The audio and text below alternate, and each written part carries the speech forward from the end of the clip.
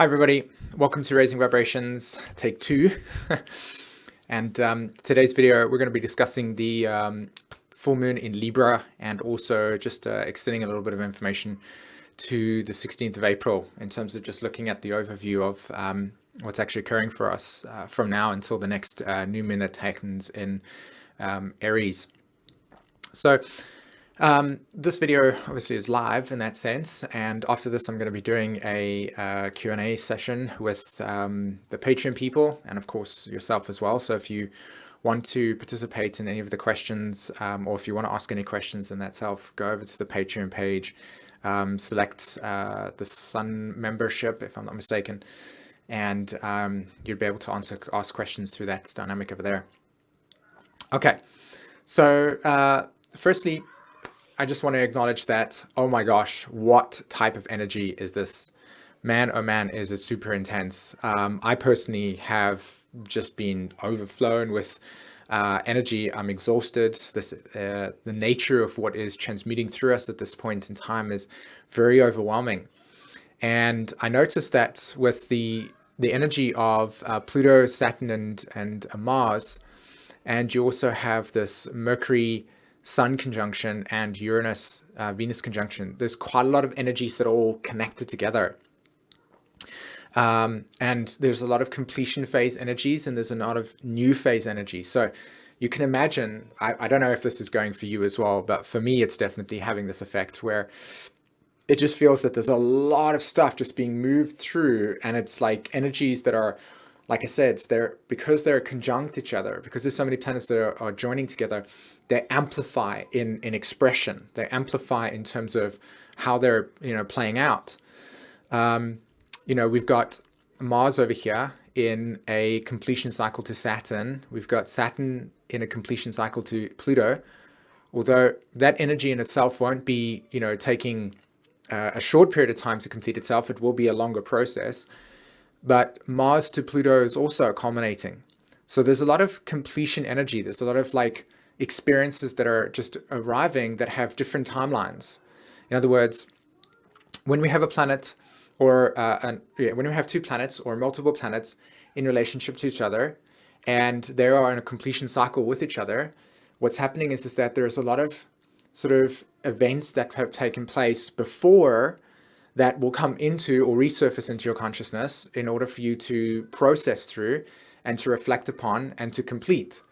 So it's like riding a wave of this on the ocean, obviously, because that's where waves are. And there are multiple amounts of them. So you're kind of like having to do a little bit of a dance over there with regards to which ones are going to be more beneficial to yourself versus being caught up in the process of the wave completing and tumbling.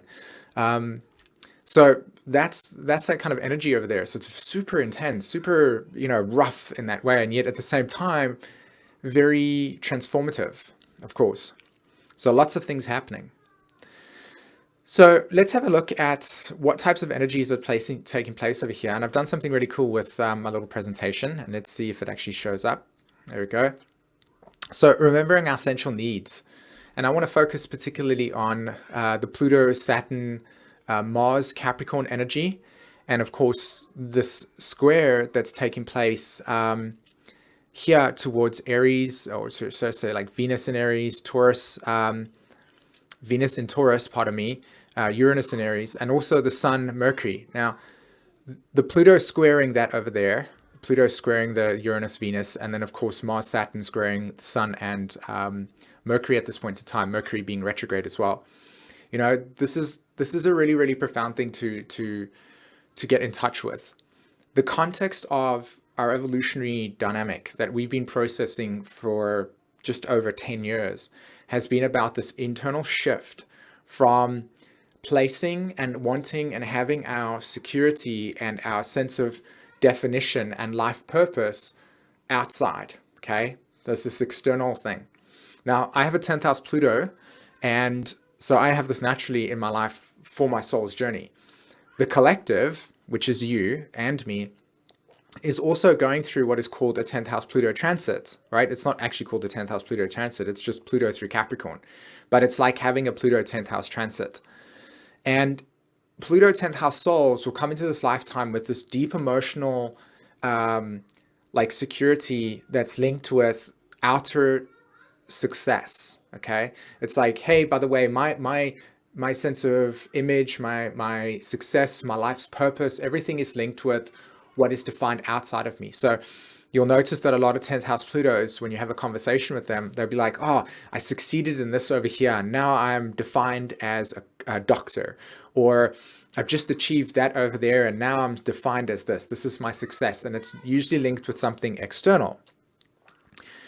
So for all of us, we're going through this deep internal process of, learning to let go of this existential attachment and our sense of security that's linked with that, and processing and going within and having this shift from existential to internal, okay? So into esoteric process. And that's why we'll all feel this like deep sort of earthquakey shakiness that's been taking place for the last 10 years, like it's almost as if it's like, whoa, what's really going on here? And including when we look at the world in terms of the sort of collective emotional chaos that's coming up in terms of our subconscious, and we're dealing a lot with it. Collective grief, delayed stress, these are all the types of dynamics that play out with this type of energy. So now we have this Pluto, Saturn, Mars connection sitting at the top over there, okay, for all of us. And it's making these intense squares to not only the moon, but also to the sun, Mercury, and obviously Uranus for 7 years. And Venus has been moving across this Aries symbol over here, making the square to Pluto. And then again, now in this particular world, was squaring Saturn and Mars, now squaring that Uranus over there as well. So Mars squaring Uranus and Venus crossing that. So what does that mean in terms of this whole entire Pluto Capricorn story? It means that we've reached a point where we want this freedom. We want this internal shift. We want this process of looking outside of ourselves and being like, no, I don't want this external attachment anymore. Or I'm sick and tired of these responsibilities. I can't feel free. I can't feel myself being free. I want to be liberated from this. And so we notice this kind of agitation within ourselves of freedom and responsibility. And yet the responsibility is connections that we've made to things prior to us feeling this way, prior to the kind of North Node in Leo really activating the sense of what is my creative purpose? How can I put time in that? Versus putting my time into something that takes away from what I consider to be my creativity, my inner purpose. So I call it remembering our essential needs angle, because right now it's an invitation with Venus moving into Taurus to observe and recognize what is essential for us. What are our essential needs? And this can be a very difficult question for a lot of us because we've spent so much time externalizing our awareness into things that were not serving our inner sort of alignment with joy. And then at the same time, the sun in Aries is going like, come on, come on, come on, come on. I want to be free. I want to break free. And the natural square that takes place between Capricorn and Aries is the tension between the form that once reflected structure and safety and security, right? Capricorn is all about that sense of boundary. So we define things, and then within the context of that definition, we see, okay? We feel, we have reflection, right? Just as when you have your home, for instance, the wall creates a boundary, and within the context of that boundary, you feel your inner reflection, all your valuables are there, and so on and so forth. But at some point, when you've decided to want to move, or you feel like the home is not reflecting the space, like in my case, for example, I'd really like to expand my home a little bit more, the family's getting a little bit bigger, it becomes limitation. It becomes feeling blocked. So naturally, what sparks out of that is liberation. So with Uranus making that connection to Venus, right, it's going like, okay, so we want liberation. We have this kind of shocking Uranian energy come through to us. And because it's obviously connected to Pluto and it's been their Saturn, it might have erupted into your subconscious of going like, I want to break free. And now it's in Taurus. And it's saying, okay, so what are the needs? What are your resources? What are your essential wants and desires that are linked with this purpose of spending time with things that are for you? So we're reshaping the definition from what was once a security, what was once an attachment that represented structure, to something that's now becoming limitation and going, I don't want that anymore. So Aries is like, come on, break it, break it, break it, break it, break it. Right? That nagging sort of break it, break it, break it. And you can feel frustration. You can feel the sense of like, I want to get out of this place. So remembering our essential needs is a component that's linked with this type of energy on this full moon, of finding balance of integration, finding balance by looking outside of yourself and seeing the relationship patterns that you formed before and saying, does this help me? Is this attachment serving this deeper process? Am I using my time and investing it into something that is bringing me joy, or is it something that is reminding me of an obligation almost? So it's obligation versus freedom in that sense. So that's a really interesting dynamic that's going on over here. But these energies are still in combination. So again, Mercury's retrograding, it's moving backwards over the sun, and it's kind of going like, hey guys, let's rethink stuff. It's on the sun, so a lot of attention's on that Mercury energy, right? The flashlight is over the Mercury function. And then you've got Uranus there as well, right, with that Venus energy. And of course, Venus has already crossed Uranus. So we're in a new phase relationship. So completion, reflecting back, reflecting back, reflecting back. Okay, initiation of new, right? Uranus, Venus. And then all of that balsamic stuff at the top there says reflection, reflection, reflection. Okay, let's try something new. And this is kind of this like really, really interesting dance between going 2 steps forward, 1 step back, which is a component of cardinal energy. And you notice here that you've got Capricorn, Aries, and Libra. These are cardinal signs, and they reflect initiation of change. So you can see here that there's a huge, huge emphasis. I mean, the chart is speaking to us. The universe is speaking to us. The cycles are speaking to us. Life is speaking to us. It's going, we're initiating change. But the part of the change experience is going, I don't know what this new thing is like, so I'm going to try it out. But could it work? Could it work? Could it work? No, it doesn't. And then coming back and then reflecting a little bit more, and then like going back out. Does it work? Where am I going with this? I'm just following inspiration, and then coming back to the safe space again. And it's just kind of doing this consistently for a little bit. So if you do feel a little bit sort of hesitant or jumpy or diving into something and then going, do I do this right thing? Like, just honor that process. Allow yourself to be free and create enough space to go, like, hey, this is a new direction. I'm trying stuff out. Okay. So the next one that I have that I feel is something important to look at is the step into the unknown, which is, of course, what I was talking about. Mars, Saturn in Capricorn. Again, Mars in Capricorn. How many of you guys have got Mars in Capricorn? I was doing a bit of research today on it, and I actually had an astrology reading with somebody that had Mars in Capricorn. It was funny how that stuff kind of comes through. And Mars in Capricorn be an energy where there's a lot of prior lives, a lot of early life development, where there was a lot of responsibility and obligations and kind of like repression and judgment. And, if you didn't do things a certain way, then you've done it wrong. That has kind of conditioned yourself. And so there's a tendency to live a life where, on one hand, you're trying to avoid the emotional confrontation linked with judgments from other people for you being who you are. And so what you do is then you create this internal reality where you feel safe and free to be whoever you are, but nobody's looking. And so you kind of live this little double life where one of yourself is like this and then the other side is like that. So again, with Mars in Capricorn here on the Saturn in Capricorn, right? There's so much energy of push down, repression. And yet there's this part of you that's saying like, but this is who I am. This is what I want to be. This is my space, but can I be this? So a step into the unknown is an invitation, just as I said there with Mercury in Aries, squaring that over there, squaring your Mars in Capricorn and Mars and Saturn in Capricorn, that again, it's a 2-step, 1-step process. Can I trust this? Can I allow myself to be this way? Can I open up and be who I am in a way that allows me freedom without judgment, freedom without persecution? And can it be a difficult thing? So a step into the unknown is an invitation here with this type of energy alignment to say, I'm going to try it. I'm going to be courageous. I'm going to attempt this process and let's see what happens, right? Go with the flow in that sense. Again, there's a deep internal process of like, where am I feeling frustrated? Notice your frustrations. Watch how this energy comes up and then honor that process, okay? That like it is universe, life is speaking through us. So let's honor that process. This is your purpose. This is your destiny.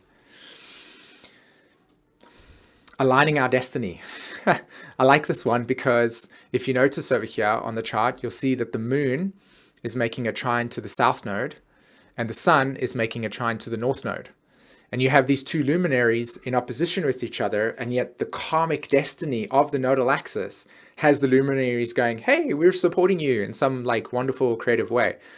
And cheering you on, saying, let's do this, human beings. Let's go out and pursue our purpose and destiny. And then us human beings with our 10th house Capricorn stuff of, going out in the world and being conditioned by society saying pursuit for happiness is linked with how much money you have or what type of status you've got, or, if you achieve that over there, then you'll be this, that, or the next thing. And so we kind of then let ourselves into the situation of, okay, so what is my purpose? I don't know what it is, right? Remembering our essential needs, Uranus in Taurus, or should I say Uranus in Aries, in that new phase relationship to Venus in Taurus. Okay, so we're going to discover that. And some of us already know that on some level. Some of us are already providing ourselves with that nourishment. But there are others that are watching this video right now and are probably on other YouTube channels as well, trying to figure this out. And I'm saying that this awakening experience is rekindling a relationship to your own nature. It's that's what that Jupiter in Scorpio retrograde is all about here. It's like a rekindling of your own nature. So inner reflection, Capricorn, is inviting a sense of understanding yourself, which is then leading to a new direction, all of the stuff in Aries. And then the two luminaries, Moon, Sun, are making a connection to the South and North node saying, we'll support this process. We are supporting this process. We are wanting you to channel this awareness into your kind of like framework for what you want to do with your life. What is self-validation? So the moon in Libra is saying liberation from obligations and attachments that don't longer serve you. And the sun in Aries is saying, I'll give you the courage and energy to initiate that so you can actually then begin to craft and forge life direction into a process that is in alignment with yourself. And yet you can only truly understand that alignment not by looking outside of yourself, not by seeking it there and saying, okay, does it exist? Because when we seek it in the existential world, we're always going to be limited by what is available and defined by a collective experience versus recognizing what is originally growing within you. The organic process of life is already merging within you. Uranus tells us that. Uranus is the energy that says, hey, in everything in nature has a sort of like a blueprint, if you will. And just like I've done in multiple conversations, I've been like, okay, so have you ever seen a tree consult another tree? Or have you ever seen a plant or a flower look at another sort of being and say, hey, by the way, I noticed that you're an astrologer in a plant form, which is very, very hilarious, to be honest. And I'd like you to tell me where my destiny lies, right? Because it's a pretty ironic thing here that we work with something like this called astrology, and yet the very thing that I'm actually trying to encourage you to do is to say your organic blueprint is already existing within you. That whole entire process is there. So when we look to the astrology, we're actually just kind of like observing that unfolding process occurring for us, right? And that's the gift that we can have as adults or as human beings, pardon me, versus a plant, for instance, that just goes, I'm just going to be. And then that process of awakening will happen at the time. So Uranus within us is just as alive as it is within a plant. It's just that we can be cognitive and watch that process in a way that is deeply processing. So we're still intimately connected with nature, and yet what separates us is just that step in evolution in which we can process it. So this is an invitation to process those things and watch your life unfold in front of you. And again, it's about aligning with your destiny. Your destiny is watching yourself. Your destiny is connecting with your inner space. Your destiny is following like bliss or excitement and saying, okay, I'm being moved in this direction. Now, of course, this is a very, very selective experience. I get that completely. Not all of us are in a world where we can just have that opportunity to go, okay, I'm going to follow my bliss.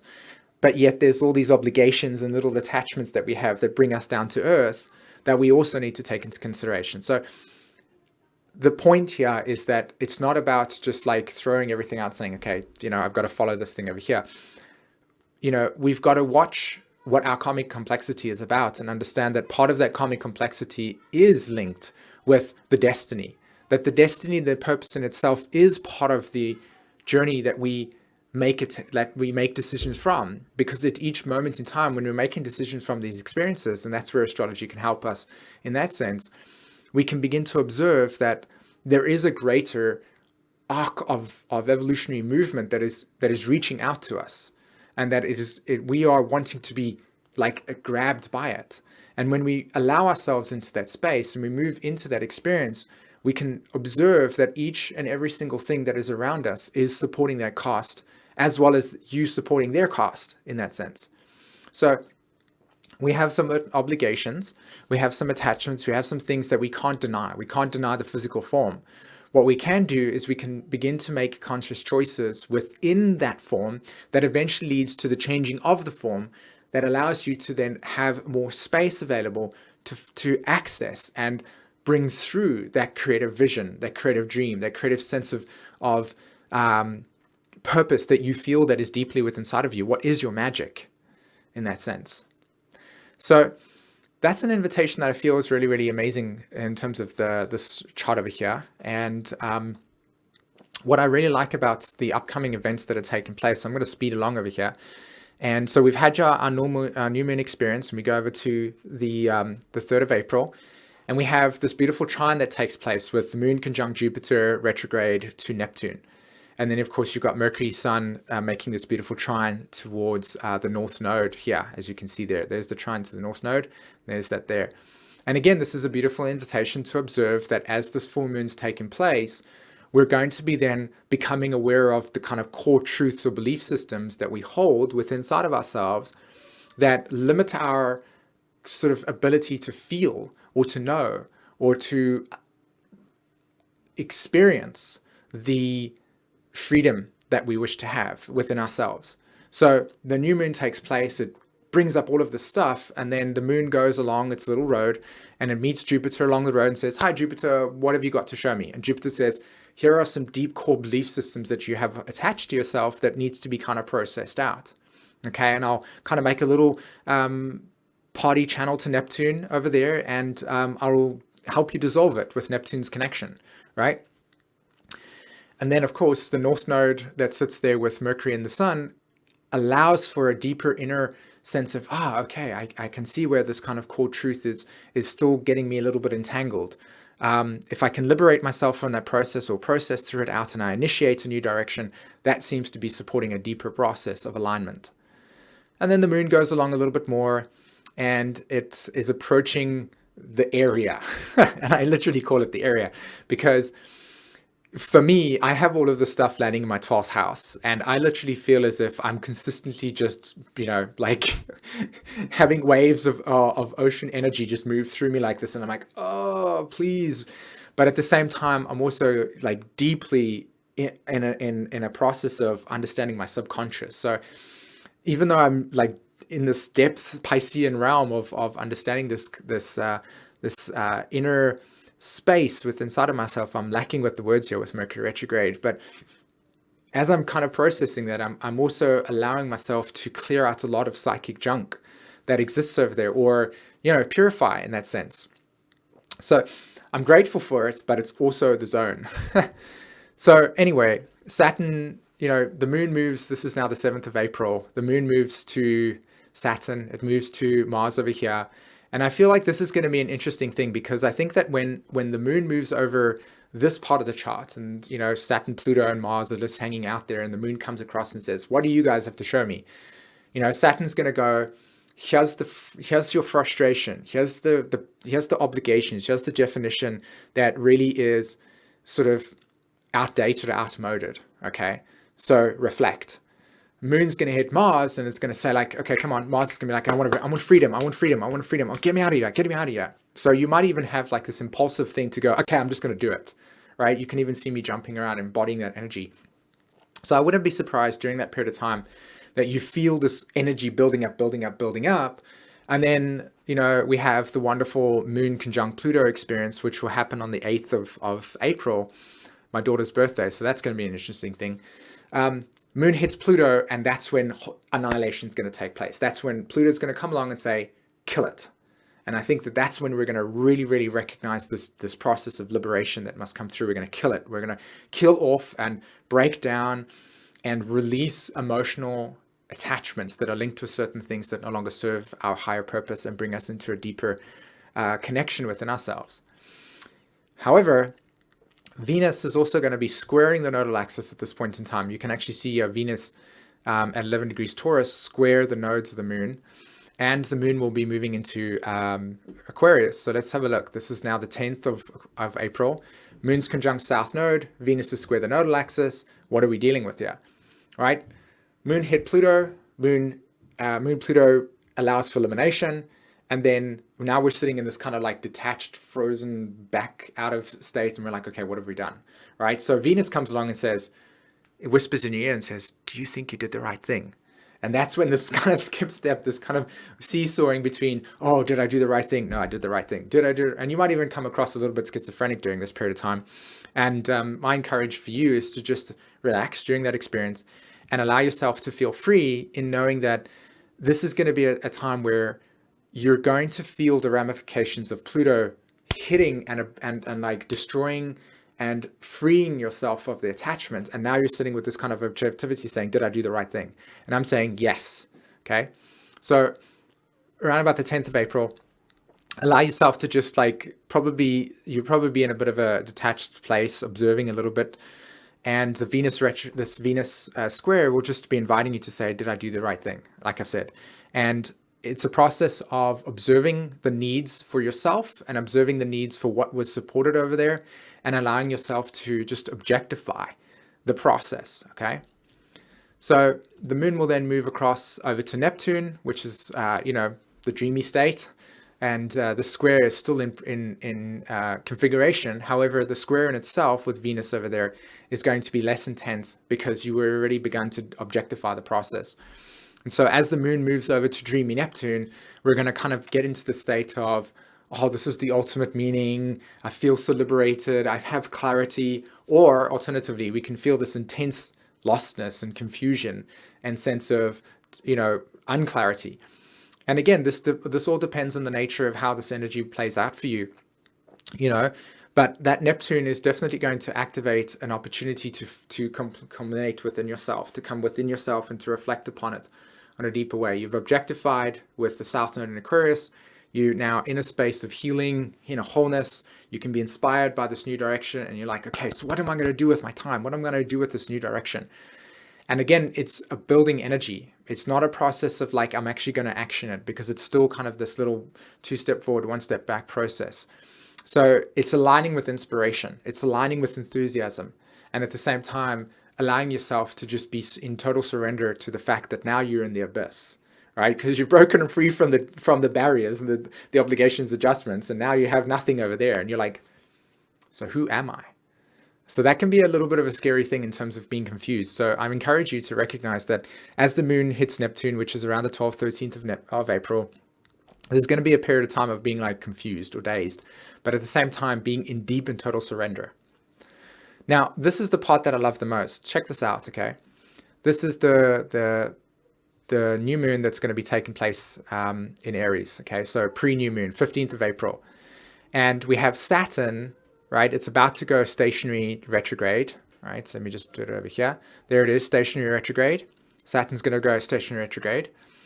And we have Mercury. If you have a look over here, Mercury is stationary direct, okay? And we also have the new moon that's taking place, right? This is not exactly going to be the new moon because this is on the 15th of April, but you have this interesting dynamic where Mars and Saturn, new phase relationship with each other, right? Aries, Mercury is stationary going direct, right? The sun is conjunct Uranus, and then, let's do it one more time, Chiron enters Aries. At the exact moment that you have sun conjunct Uranus, Mercury is now direct in Aries, and Saturn is now moving into a retrograde motion, because the relationship between Saturn and Uranus is that, generally speaking, when Saturn goes to retrograde, Uranus gets activated, because we have this kind of like this portal open that says, hey, what's in the Uranian realm, right? And that floods through. So now we have the sun like with its beautiful flashlight going, hey guys, I'm hanging out with Uranus over here in your deep subconscious memory. And Chiron is saying, well, now I've entered Aries, and now we're going to be working on this Aries dynamic. So up until the full moon, up until the new moon, pardon me, which is happening on the 17th of April, we are culminating, we are completing, we are letting go, we are finalizing an entire evolutionary cycle of Chiron through Pisces.